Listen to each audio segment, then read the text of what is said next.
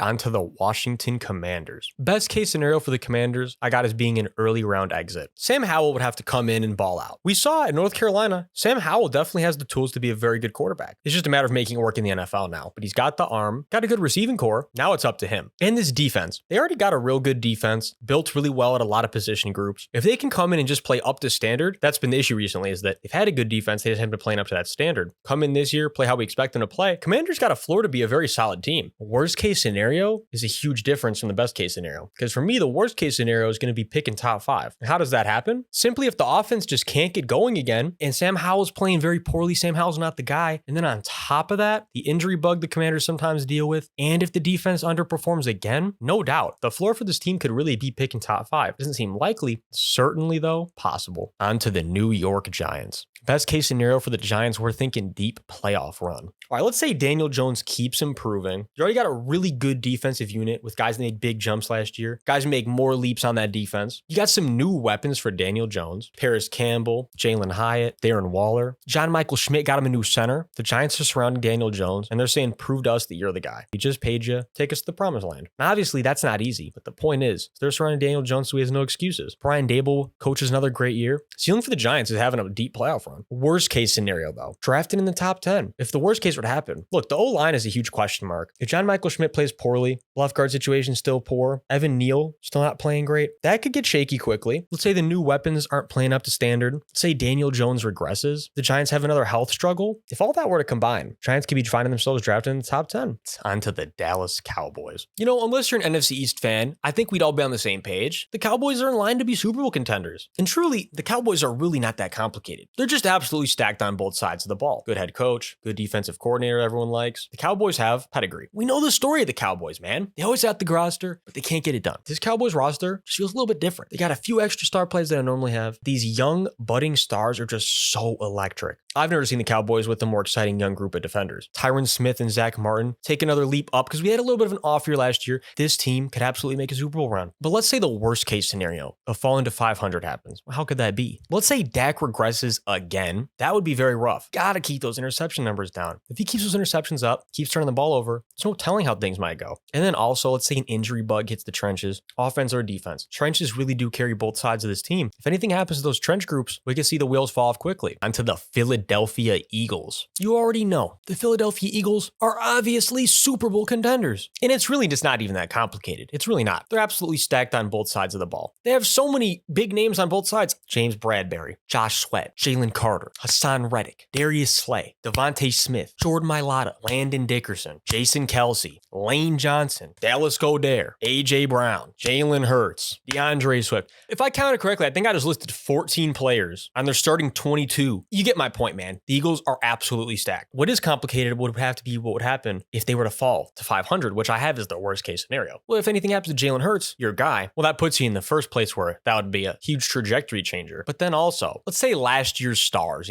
Darius Slay, Bradbury, A.J. Brown. Let's say they were somehow to have all a huge regression at the same time. Maybe a few of them dealing with injuries. It'd have to be a lot of things happening. I think the Eagles at their floor are going to have another really good year.